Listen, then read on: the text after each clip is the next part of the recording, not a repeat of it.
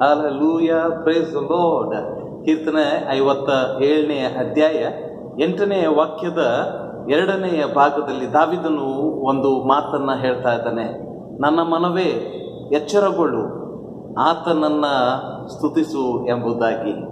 Arise, awake my soul, sing his praises ಎಂಬುದಾಗಿ ಆತನು ಹೇಳ್ತಾ ಇದ್ದಾನೆ.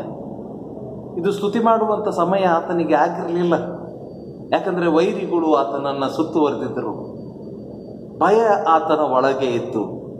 ಜನರು ಆತನ ವಿರುದ್ಧವಾಗಿ ಒಳಸಂಚು ಮಾಡ್ತಾ ಇದ್ರು. ಇಂಥ ಸಮಯದಲ್ಲಿ ದಾವೀದ ತನ್ನ ಮನಸ್ಸಿಗೆ ಆತನು ಹೇಳ್ತಾ ಇದ್ದಾನೆ, ಮನವೇ ಎಚ್ಚರಗೊಳ್ಳು, ನಿನ್ನ ಸುತ್ತಲೂ ಏನು ಸ್ಥಿತಿ ಇದೆ ಅದನ್ನು ನೋಡುವುದಕ್ಕೆ ಹೋಗಬೇಡ, ಆದರೆ ದೇವರನ್ನ ಸ್ತುತಿಸು.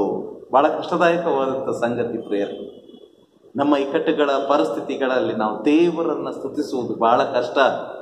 ಆದರೆ ದೇವರ ವಾಕ್ಯ ನಮಗೆ ಹೇಳ್ತದೆ. ಕೀರ್ತನೆ 8ನೇ ಅಧ್ಯಾಯದಲ್ಲಿ ನಾವು ಆ ವಾಕ್ಯವನ್ನು ನೋಡ್ತೇವೆ. ನಾವು ಸ್ತುತಿಸುವಾಗ ವೈರಿಯ ಬಾಯಿಯನ್ನು ನಾವು ಕಟ್ಟಿ ಹಾಕ್ತೇವೆ ಎಂಬುದಾಗಿ. ಹಲ್ಲೆಲೂಯಾ. ವೈರಿಯ ಬಾಯಿಯನ್ನು ಕಟ್ಟಿ ಹಾಕುವುದಕ್ಕೆ ದೇವರು ಶಿಶುಗಳ ಬಾಯಿಯಿಂದಲೂ ಕೂಡ ಸ್ತುತಿಯನ್ನು ಹೊರಡಿಸುವಂತ ದೇವರಾಗಿದ್ದಾನೆ. ಆದ್ರಿಂದ ನಿನ್ನ ಪರಿಸ್ಥಿತಿ, ನನ್ನ ಪರಿಸ್ಥಿತಿ ಏನೇ ಆಗಿದ್ದರೂ ಕೂಡ ಆ ಎಲ್ಲ ಸಮಯಗಳಲ್ಲಿ ಒಂದನ್ನು ನಾವು ನೆನಪು ಮಾಡಿಕೊಳ್ಳೋಣ, ನಾವು ದೇವರನ್ನ ಸ್ತುತಿಸಬೇಕು. ಎಲ್ಲದರಲ್ಲಿಯೂ ದೇವರಿಗೆ ಕೃತಜ್ಞತಾ ಸ್ತುತಿಯನ್ನು ಸಲ್ಲಿಸಿ, ಇದೇ ದೇವರ ಚಿತ್ತ ಎಂಬುದಾಗಿ ದೇವರ ವಾಕ್ಯ ಇರ್ತದೆ.